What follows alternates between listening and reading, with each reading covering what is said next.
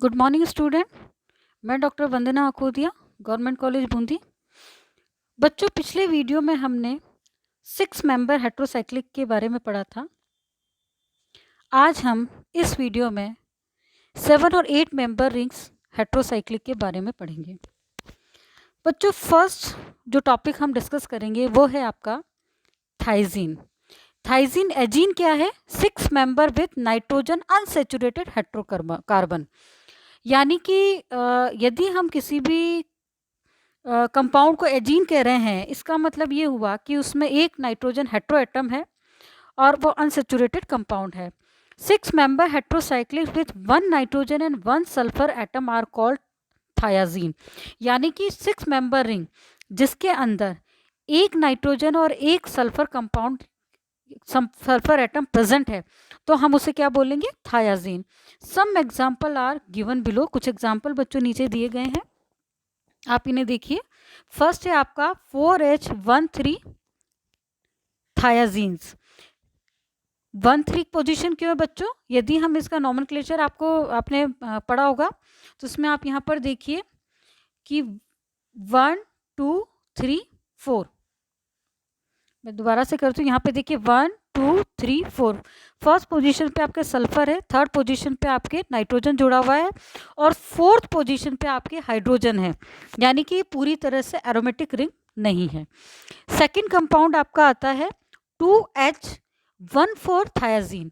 यानी कि 2H यानी कि 2 पोजीशन पे हाइड्रोजन है और ये 1 पोजीशन हो गई और 4th पोजीशन हो गई। इसी तरह से बच्चों ये है आपकी बेंजो 4H14 थायाजीन, या जिसे हम फिनोथायाजीन कहते हैं। बच्चों, जितने भी फिनोथायाजीन है बेसिकली उसको कैंसर के ट्रीटमेंट में उसको यूज़ किया जाता है। जितनी भी ये एंटी कैंसर ड्रग की तरह काम में ली जाती हैं। Phenothiazine are used in the manage of polycytic illness and in the treatment of nausea. Phenothiazine has characteristic property of sedative and antihistamine. बच्चों, ये इसकी जो मेडिसिनल यूज़ है, मैंने जैसे कि आपको कहा है कि एंटी कैंसर ड्रग है, इसकी तरह बहुत सारी ऐसी ड्रग्स हैं जो इसके साथ हम उसको सिंथेसाइज कर सकते हैं। अब इसका मेथड ऑफ प्रिपरेशन है कि जो अमीनोथायोफिनॉल है उसको हीट करते हैं हम कैटिकॉल के साथ, तो हमें फिनोथायाजीन मिलती है। हमने यहाँ पर क्या लिया है? अमीनोथायोफिनॉल लिया है, जिसे हमने कैटिकॉल के साथ हीट किया है, तो हमें यहाँ पर फिनोथायाजीन मिल रही है।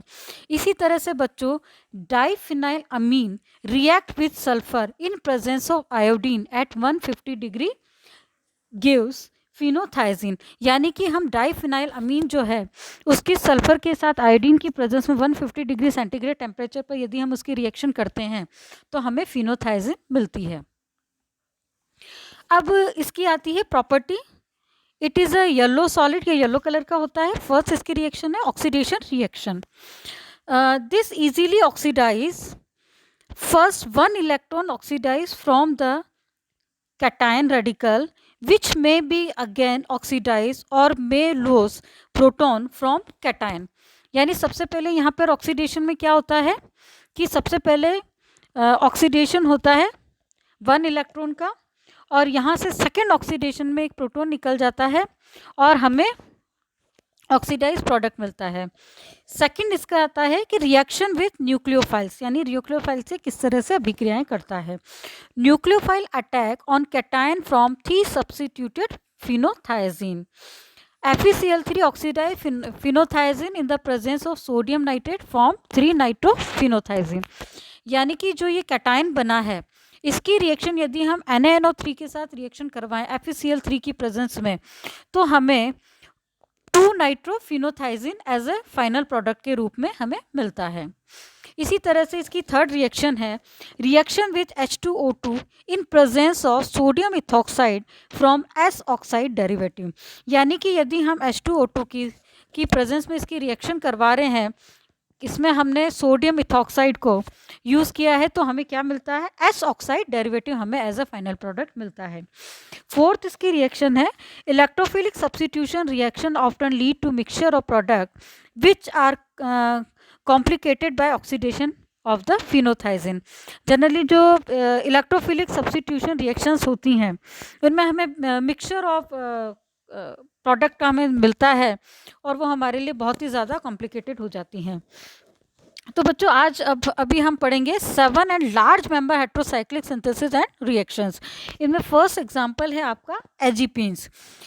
These are 7 member heterocyclic compound containing 1 heteroatom nitrogen.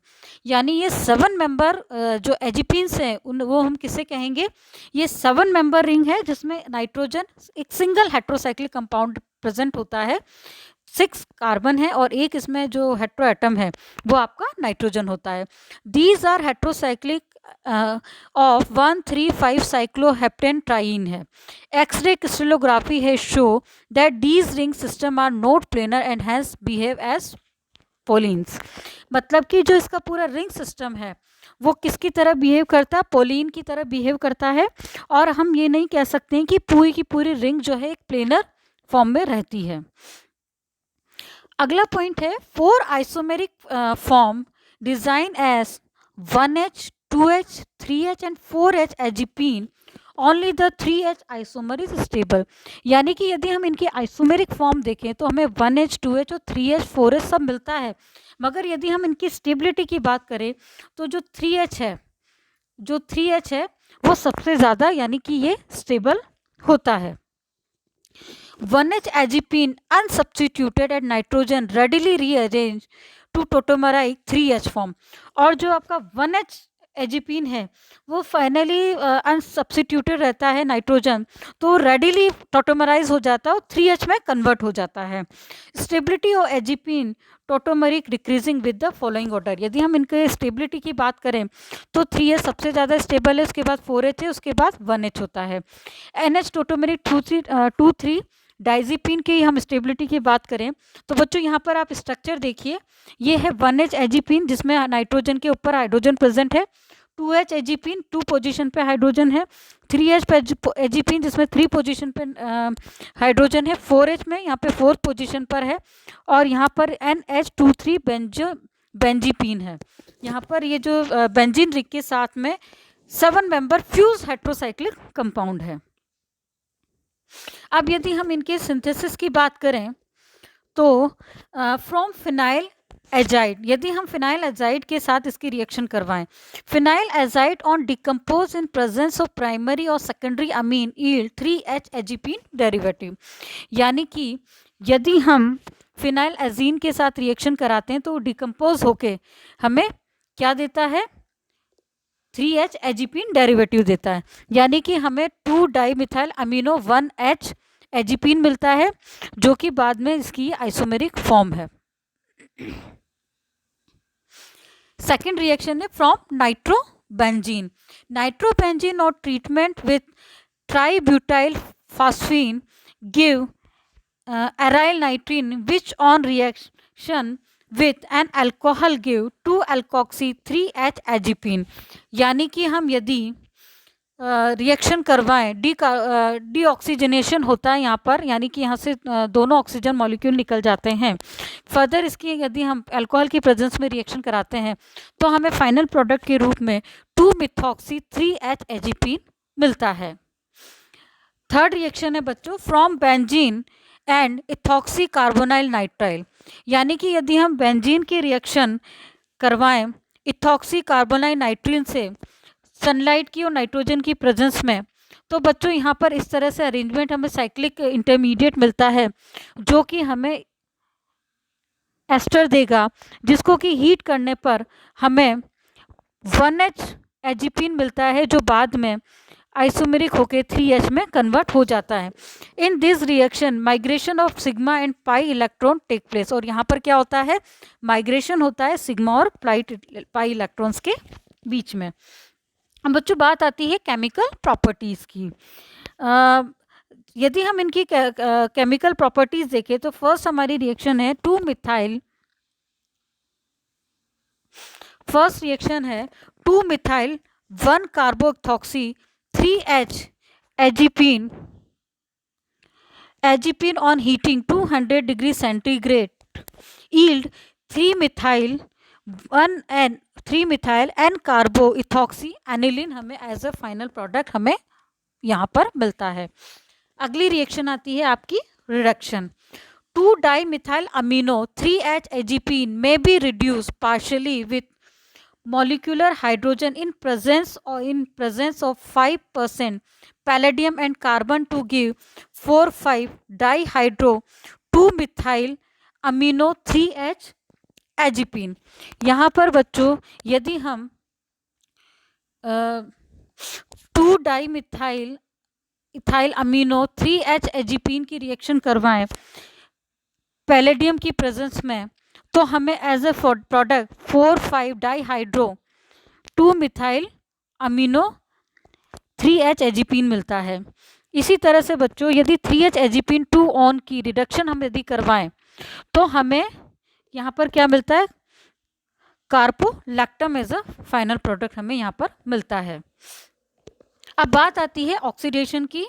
यदि three alkyl two dialkyl amino 1H-AGPene undergo excel oxidation to 1H-AGPene 2 on, यानी कि 2 एजोट्रोपोन्स हमें मिलता है।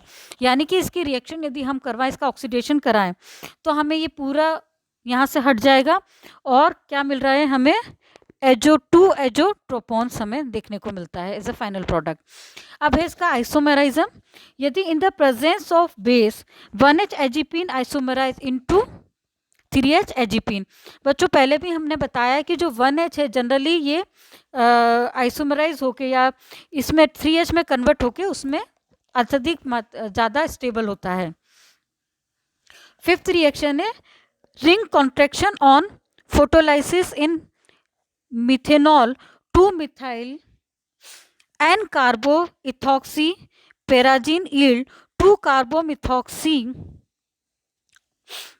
Methoxy three methyl two benzo bicyclo 3,2,0 hepta 3,6-डाईइन।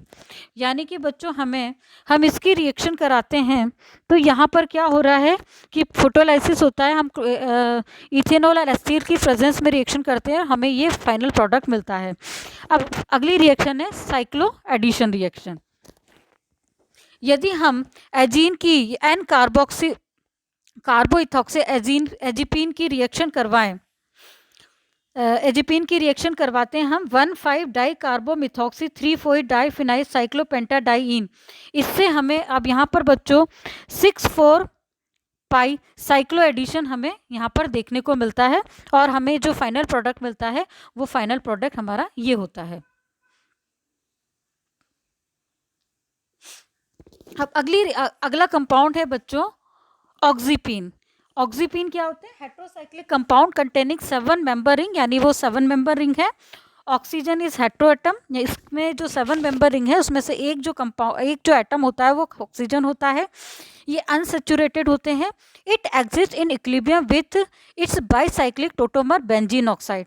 और ये जो जनरली जो एग्जिस्ट करता है वो इक्विलिब्रियम में करता है, इसकी ये टोटोमेरिक फॉर्म होती है और tautomeric presence in the room temperature. और ये टोटोमेरिक पोजीशन जो होती है वो रूम टेम्परेचर भी प्रेजेंट होती है। अब सिंथेसिस आता है from cyclohexadiene. Oxypine can be synthesized from 1,5-cyclohexadiene to epoxidation, addition of bromine and dihydrobromination yield in 80%। यानी कि यदि हम साइक्लोहेक्साडाइन की रिएक्शन पर एसिड से करवाते हैं तो हमें 1,2-इपॉक्सी साइक्लोहेक्साडाइन मिलता है, जिसकी ब्रोमीन से रिएक्शन कराने पर एडिशन रिएक्शन होती है और हमें 1,2-इपॉक्सी 4-डाईब्रोमोसाइक्लो साइक्लोबैक्सीन हमें मिलता है, जिसके का रिफ्लेक्शन हम करवाते हैं CH3ONA की प्रेजेंस में और ईथर की प्रेजेंस में, तो यहाँ पर डीहाइड्रो हेलोजिनेशन होता है, यानी HBr का यहाँ पे रिमूवल होता है और हमें जो प्रोडक्ट मिलता है वो ये होता है, जो कि इस तरह से ये इक्विलिब्रियम में रहता है। अगली रिएक्शन है substituted oxepin can be synthesize as above method from appropriate cyclohexa 1,4-diene by epoxidation addition of bromine and dihydrobromination। यानी कि यदि हम इसकी रिएक्शन करवा रहे हैं तो हमें क्या मिल रहा है यहाँ पे पर एसिड से रिएक्शन करवाइए, वही सिंपल एडिशन रिएक्शन है, फिर ब्रोमीन से ब्रोमिनेशन से 1,2 इपॉक्सी 4,5 डाइब्रोमोसाइक्लोहेक्सेन मिला है, जिसकी की रिएक्शन हम सोडियम मिथॉक्साइड और ईथर की प्रेजेंस में कराते हैं तो -HBr निकल जाते हैं, 2 मॉलिक्यूल निकलेंगे और ये हमारा किस में कन्वर्ट हो जाता है 2 मिथाइल ऑक्सीपीन में। अगली रिएक्शन है हमारी फ्रॉम सब्स्टिट्यूटेड फ्यूरेन, यानी कि 2,5 डाई सब्स्टिट्यूटेड फ्यूरेन की रिएक्शन हम डाई कार्बोक्सिल मिथॉक्साइड या एसिटाइलिन की प्रेजेंस में, सनलाइट की प्रेजेंस में कराते हैं तो हमें यहाँ पर डिसल्डर रिएक्शन देखने को मिलती है और फाइनल प्रोडक्ट के रूप में हमें 7 ऑक्सो साइक्लोन हमें ये ऐसे फाइनल प्रोडक्ट के रूप में मिलता है और हमें ऑक्सीपिन मिलता है। अगली रिएक्शन है कि हम 1,2 डाई विनाइल इथाइलिन कार्बोनेट की रिएक्शन करवा रहे हैं लिथियम क्लोराइड की 200 डिग्री सेंटीग्रेड पर, उसमें पायरोलिसिस होता है और हमें 6 डाई विनाइल इथाइलिन ऑक्साइड मिलता है, जो उसके साथ ही हमें trans di vinyl ethylene oxide भी मिलता है, जो कि वेलेस ऑस्मोलाइजेशन के द्वारा 4,5 डाई हाइड्रो ऑक्सीप्रीन में कन्वर्ट हो जाता है। फ्रॉम अब अगली रिएक्शन है बच्चों कि यदि हम ऑक्सीडेशन करवाएं तो ड्रॉर बेंजीन जो है मेटाक्लोरोबेंजोइक एसिड के साथ रिएक्शन करती है, तो ये हीट करें यदि हम CH2Cl2 की प्रेजेंस में, तो भी हमें ऑक्सीपीन एज ए फाइनल प्रोडक्ट हमें मिलता है। तो बच्चों ये तो बात करी थी आज हमने ऑक्सीपीन्स को किस तरह से सिंथेसाइज किया जाता है। नेक्स्ट वीडियो में हम इसके आगे की केमिकल रिएक्शन और बचे हुए 7 और 8 मेंबर रिंग्स के बारे में पढ़ेंगे। धन्यवाद।